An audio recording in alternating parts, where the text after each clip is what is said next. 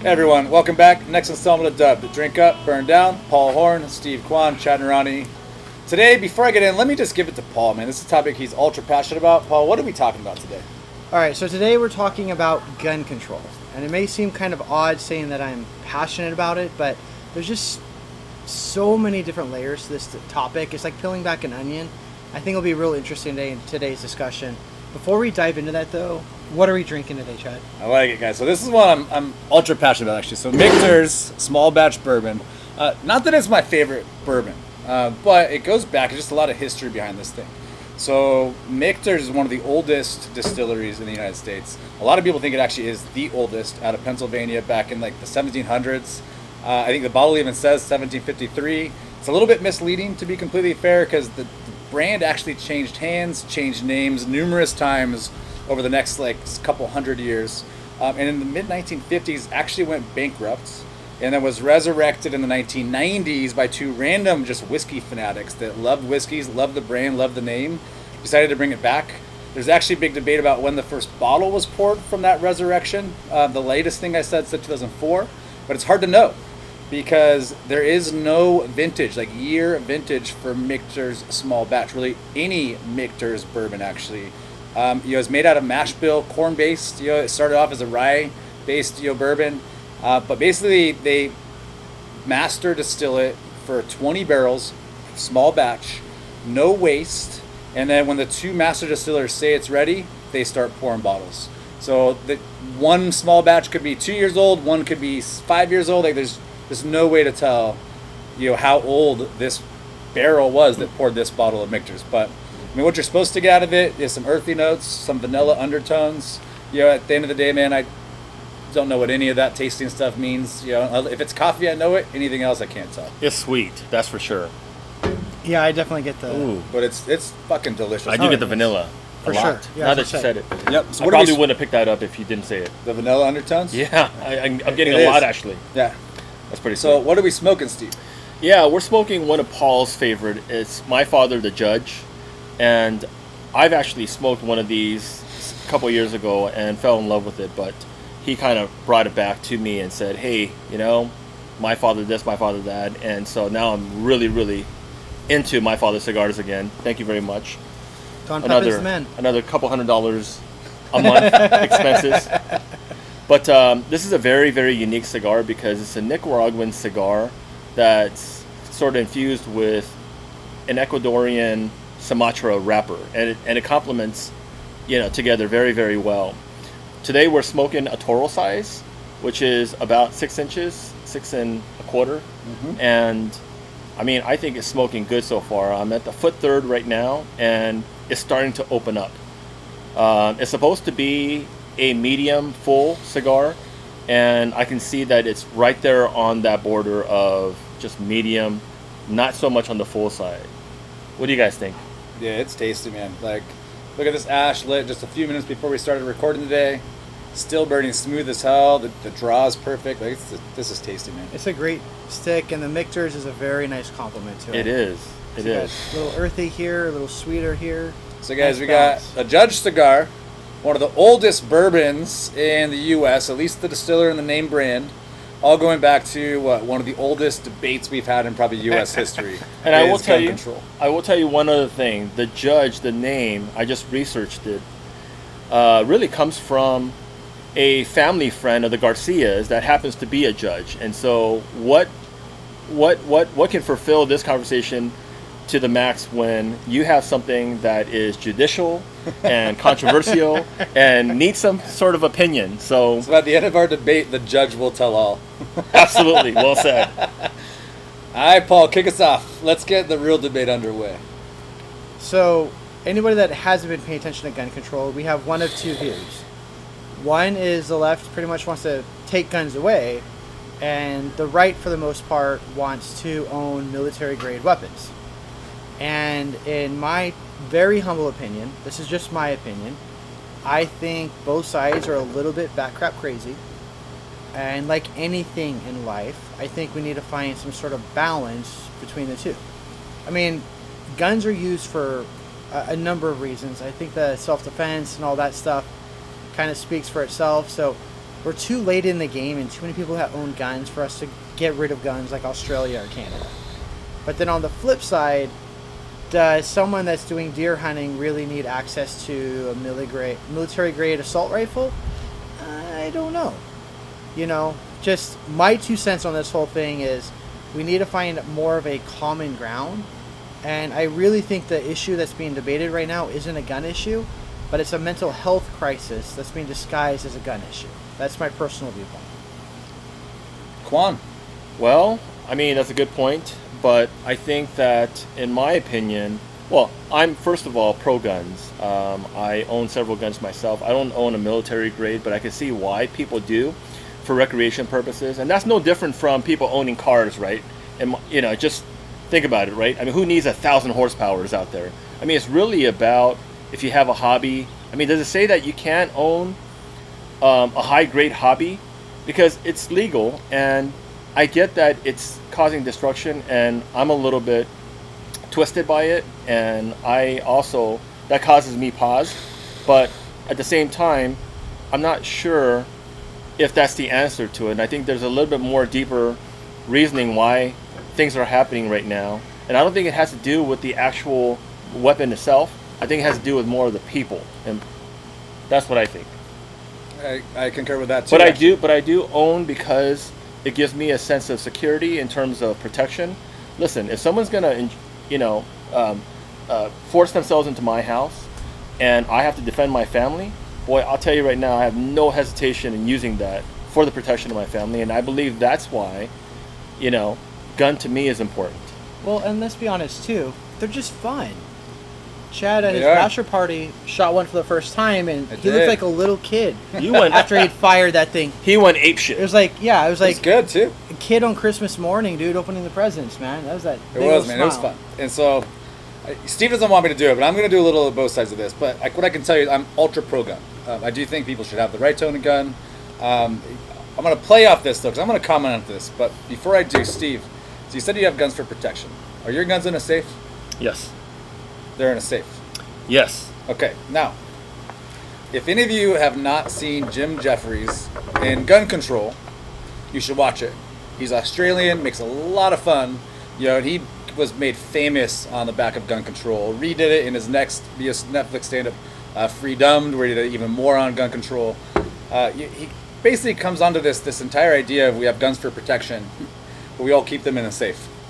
And when somebody breaks into your house, what good is that gun going to do if it's in your safe? Oh, what are you going to say? How many safes I have.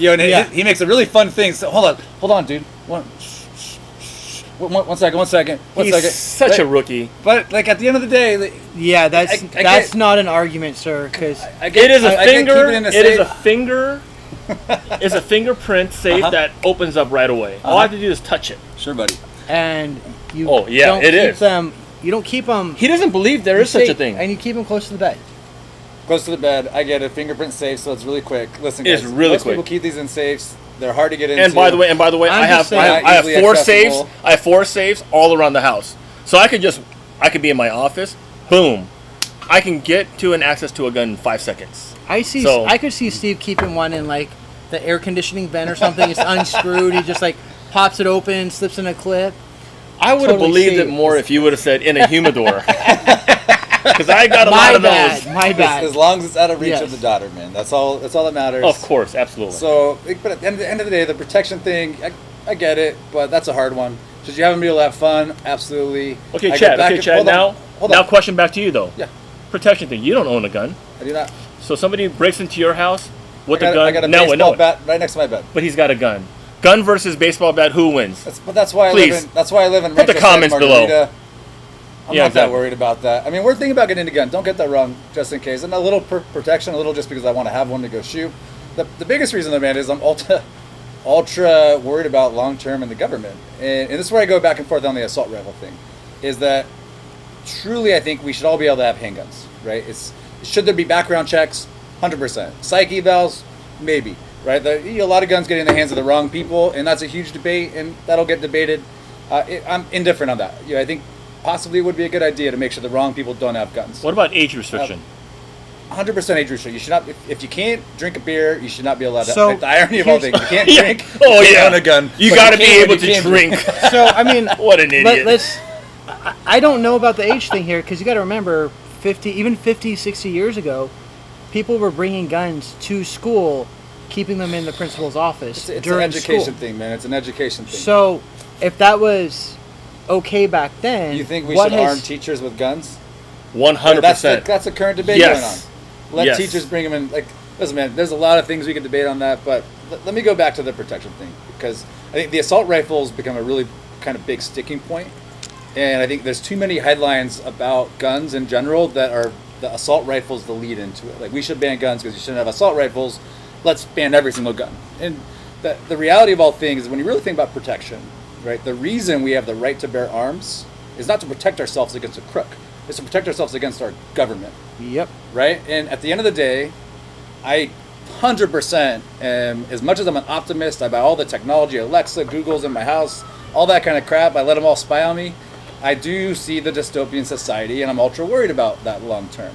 And if we do go the route, and especially I see it in China with some of their like social credit score and all this weird crap. Throw they in monitor Australia you, at this point, Canada. right? If, I mean, they're if- going the same road. if the U.S. government ever wanted to try to take over, the irony of all things, the military is going to come with assault rifles.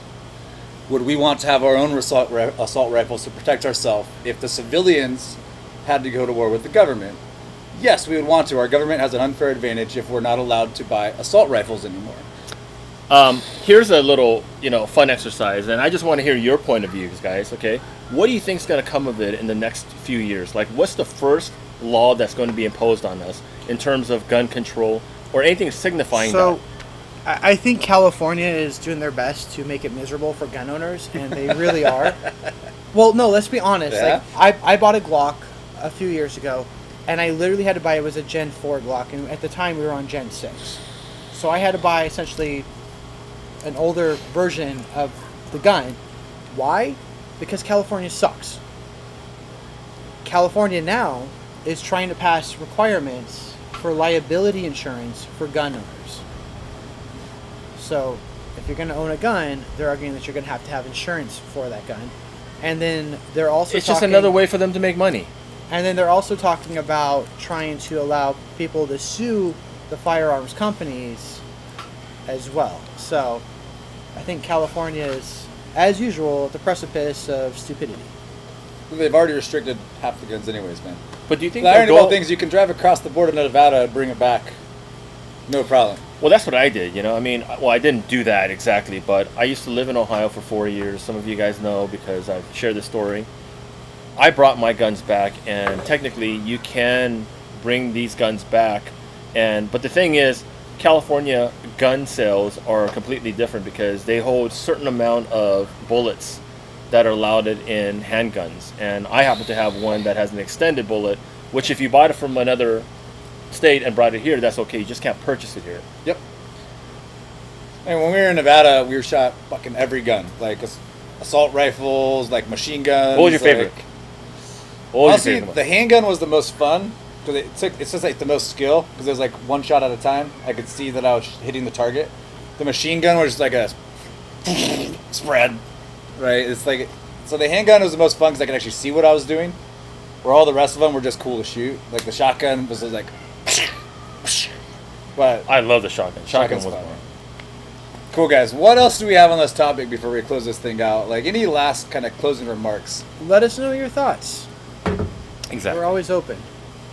Okay, this one's ultra controversial, everyone. Like that's why we're doing the topic. I think hopefully there was good points made for both sides of this. You see 3 people that are pro guns. Like we don't see the reason to ban guns, but we do see reasons to be cognizant about who we're selling guns to. Right? Like, dude, I feel like ever since Columbine, right, there's just been like a barrage of like school shootings and all kinds of issues going on.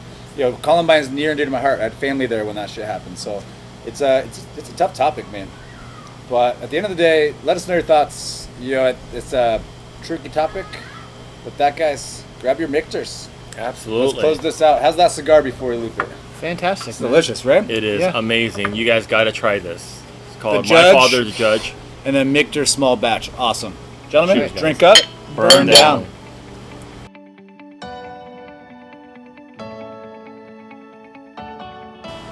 Everyone, so real quick, we just want to call to action. Please hit that subscribe button, hit that like button. Right, we are trying to bring some pretty controversial topics, fun drinks, fun cigars. But if something you like, let us know. And more importantly, we're trying to bring cigar lovers and people who like adult type beverages together in a conversation where we can all benefit from opinions and, you know, really express yourself. Look, we can all agree that this world's gone batshit crazy, and it is harder to find genuine, authentic conversations. That is what we're trying to bring to the table. If you see value in that, if you've made it this far and you're watching this, you probably see value in that. So please hit that like, hit that subscribe button. If there's anyone that you know that might benefit from these, please share the video. And You won't always agree with us. You won't always disagree with us. But we're here to have a conversation. Yep. But it's meant to be a conversation with you, the viewers. So please let us know your thoughts. Like, subscribe, leave a comment. Thank you so much.